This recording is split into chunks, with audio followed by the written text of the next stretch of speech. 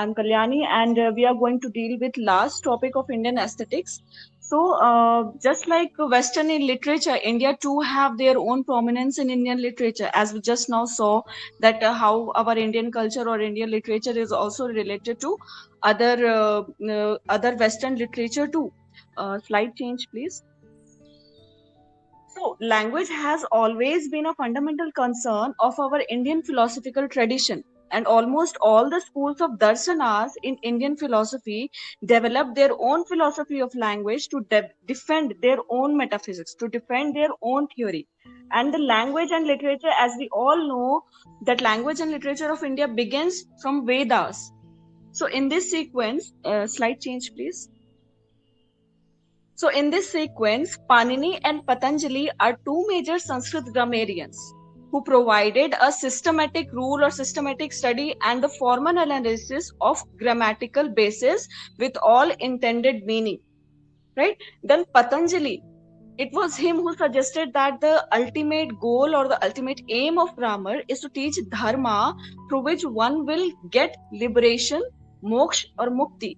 That is, he actually wanted to say if a person is well versed in their language, if they understand what are the grammatical rules, what are the rules of using any language, then they will use it purely. They will apply that to their own life, and this will lead them to their liberation. Here, liberation means higher knowledge, attaining good position in themselves. And it was Panini's Ashtadhyayi that shows that the philosophical base of Sanskrit grammar. He actually gave the philosophical base to Sanskrit grammar. And in his sequence, Bhartrihari continued with the work of Sanskrit grammar, pointing out the philosophical nature of Vyakaran in his Vakyapadiya. So let us talk about Bhartrihari. Slide change, please. Thank you. So, Bhartrihari was a philosopher who established grammar as a philosophical doctrine through his text Vakyapadiya. Actually, not much is known about Bhartrihari, but it is said that he was during 450 to 510 CE, and he was also mentioned by the Chinese monk during his travel, Ai Tsing, in his travelogue. And Bhartrihari wrote very important text explaining the various Sanskrit grammar rules, Vakyapadiya. And this Vakyapadiya is further divided into three kands or three chapters: Brahma Kand, Vakya Kand, and Prakirna Kand. And this whole text is composed of Anushtup meter called Karika. Anushtup Chand or Anushtup meter, actually they are the quatrain of 4 lines. Actually, Bhartrihari has explained about Sphota in Brahma Kand or the first chapter. Slide change, please. So let us understand how this Sphota actually originated. The term Sphota dates back to Panini, reference to Sphotayana in his treatise Ashtadhyayi.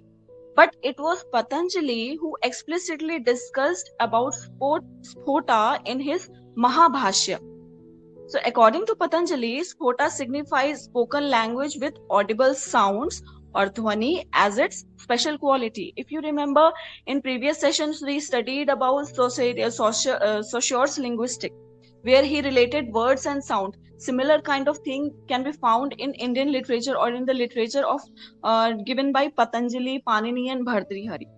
So, moving further, Bhartrihari says the audible noise, while the audible noise may vary depending on speaker's mode of utterance, but Sphota as the meaning unit of speech is not subject to such variations.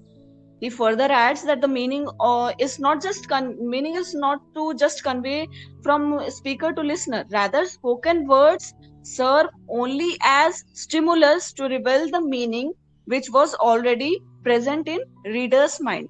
So the thing is, actually Patanjali has tried to show the relation between the dhwani or sound produced by the word, which has their own quality. And Bhartrihari further adds to it that the variations in the speech does not affect the quality of Sphota. Rather, he says that listener already know the meaning of Sphota, and when he hears it, he can understand or depict the meaning out from it.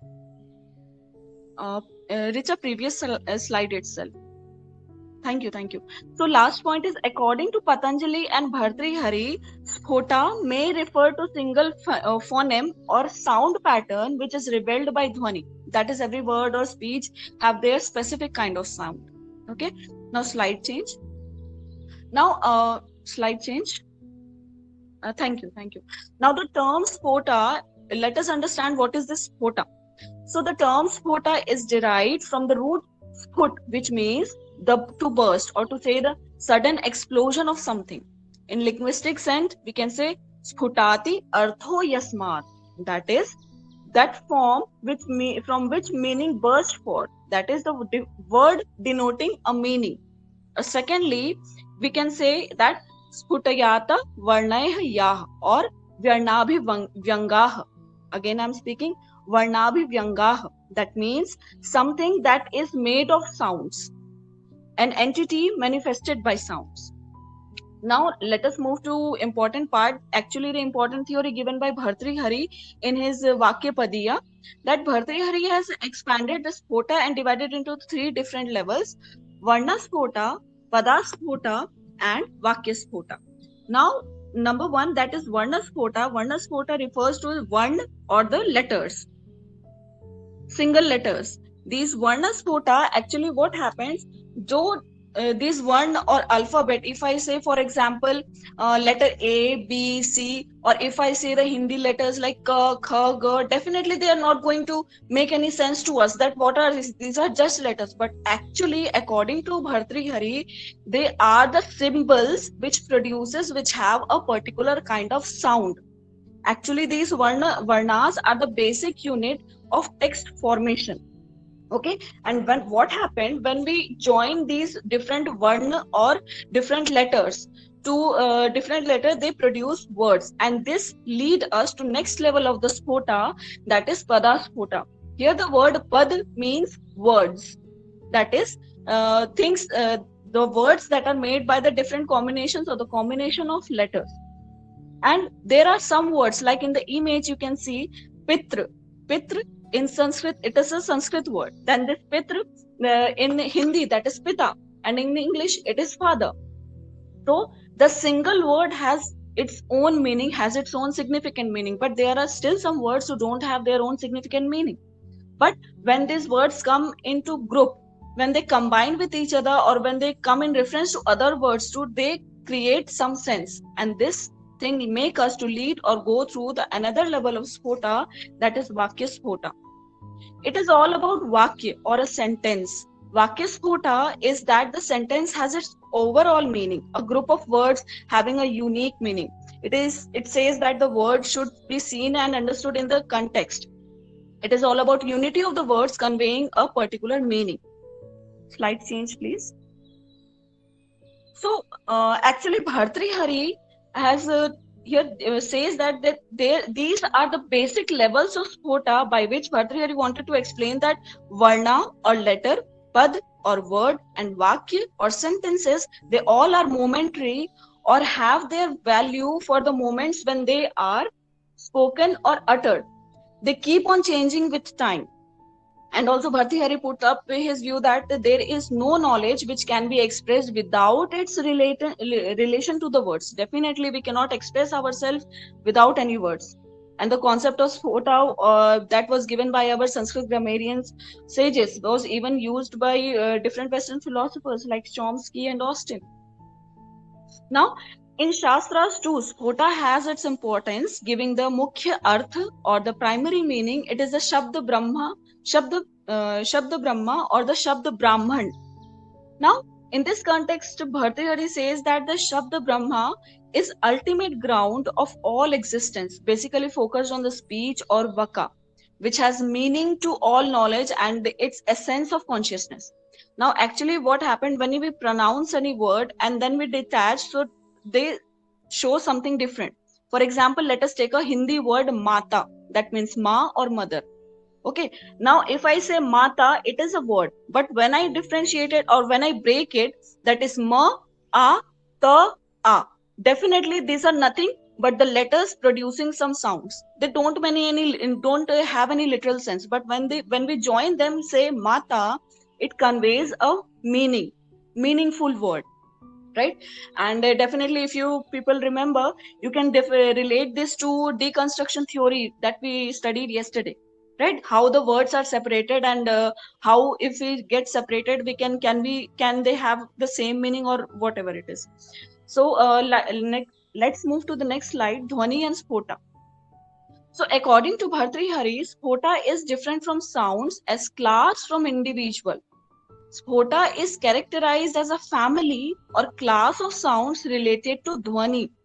The sounds may vary widely, but spota remains same in all environments. Even some believe that the spota stand for the universal concept, which is manifestable by many individual sounds. And corresponding individuals are what one imagine to be sounds or dhwani. Okay, so therefore the some and the substance of spota therefore could be that the sound medium is the external world, that is spota, and that only makes the target object the word express. Like we read in the previous session, we studied in the previous session that how signifier and signified come together to make sign philosophy or the sign. The same thing here, it is saying that sound is a medium to express any word, to express any text. And definitely now we can understand the first letter gets defined much better and better till the word is complete, and the word get defined and redefined as the sentence unfolds itself. And this goes so on, and the meaning always remain unstable. So on this note, I would end my part of session.